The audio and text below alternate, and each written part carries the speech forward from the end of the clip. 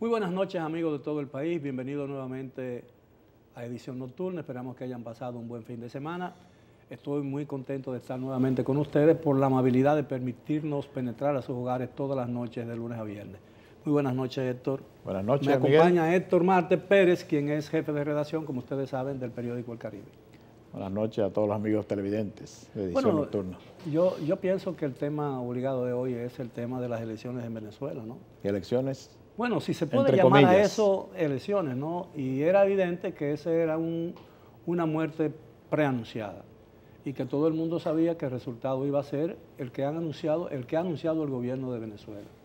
Y a mí me da un poco de pena el hecho de que muchos medios de comunicación que tienen muy buena reputación y muy buena fama hayan recibido y hayan redactado esa información o hayan aceptado la explicación que ha dado el gobierno de Venezuela con relación a las elecciones, porque eso le da cierta legitimidad que no tiene ese gobierno. Y es evidente que a todas luces se trata de un fraude electoral gigantesco que ha provocado una reacción mayor de la que ya ese régimen inspiraba en la comunidad internacional. En el día de hoy, en América Latina se han conocido por lo menos 4 comunicados de gobiernos que han anunciado el desconocimiento formal y definitivo de los resultados de esas elecciones por considerarlas que fueron fraudulentas en el hecho mismo de la votación y en la preparación y organización de esos comicios. Y quiero citar entre esos dos, no recuerdo los otros dos nombres, el gobierno de Panamá y el gobierno de Costa Rica. Ya con Panamá, el señor Maduro había tenido, presidente Maduro, ¿no?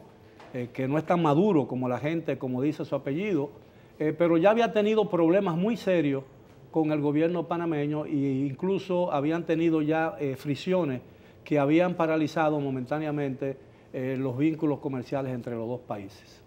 El periódico El País de hoy titula que Maduro se reelige como presidente en una farsa electoral sin rivales. Estoy seguro que ese título estaba hecho desde hace un buen tiempo, porque evidentemente que todo conducía a eso. Si se insistía en realizar estas elecciones sin que hubiera las condiciones y sin rivales, sin adversarios, contrincantes reales realmente, porque sabemos que aunque había candidatos inscritos, incluso Henry Falcón, que fue el que tuvo mejor desempeño de los que se inscribieron, obviamente la oposición no estaba representada.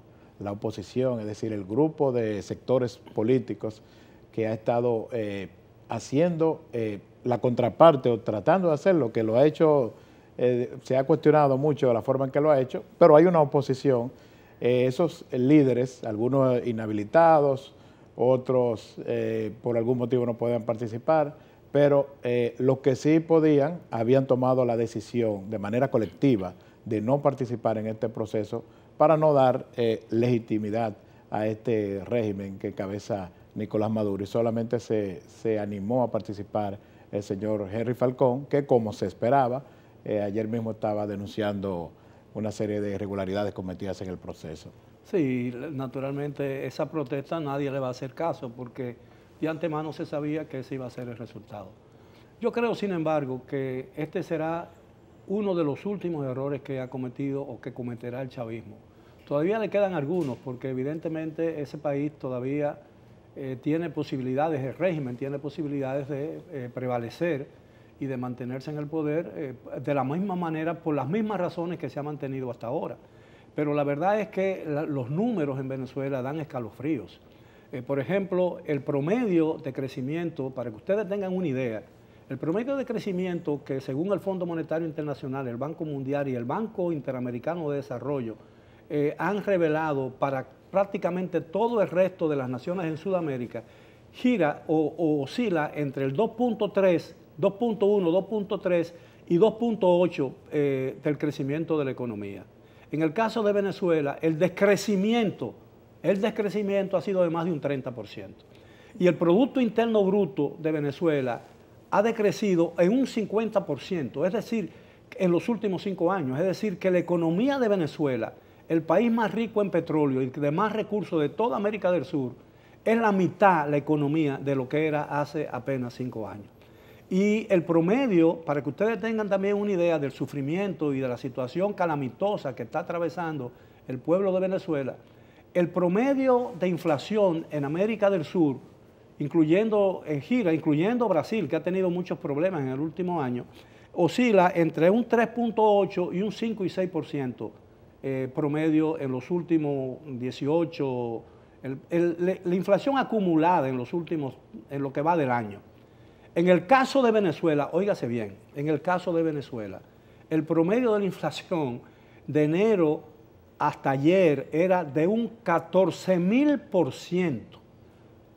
Óigame, cuando usted calcula eso y lo pone en números, eso es una manera, es imposible uno imaginarse lo que significa eso en términos de sufrimiento, de escasez y de constreñimiento, no solo de la economía, sino de los habitantes de ese pobre país. Allí no hay ni pintalabios para la mujer, ni papel higiénico, ni servilleta, ni mantequilla, ni leche. Y para que ustedes tengan una idea de lo grave que es la situación en ese país y los perversos que son los gobernantes de Venezuela, es que según Reuters, una de las agencias internacionales de noticias más prestigiosas, que es inglesa, de capital inglesa, ha dicho o ha revelado que el gobierno de Maduro invirtió 400 millones de dólares recientemente para adquirir en el exterior petróleo, óigase bien, petróleo, para enviárselo a Cuba, por los compromisos de entrega de petróleo que tiene con esa nación, que es el pago de la asistencia cubana, es decir, es el pago de los servicios de seguridad, de los servicios de asesoría militar, de los servicios médicos que Cuba le presta a Venezuela, que no son parte de un programa de solidaridad y de intercambio amistoso entre los dos países. Eso tiene un precio, y tiene un precio sumamente alto. A Venezuela le cuesta cientos, miles de millones de dólares esa ayuda entre comillas, del pueblo cubano o del gobierno cubano, para ser más preciso. Y más allá de las cifras, nosotros, los dominicanos, conocemos casi de primera mano lo que están pasando los venezolanos. No tenemos que ir muy lejos, porque casi todos, yo pienso que a esta altura del juego, conocemos algún venezolano.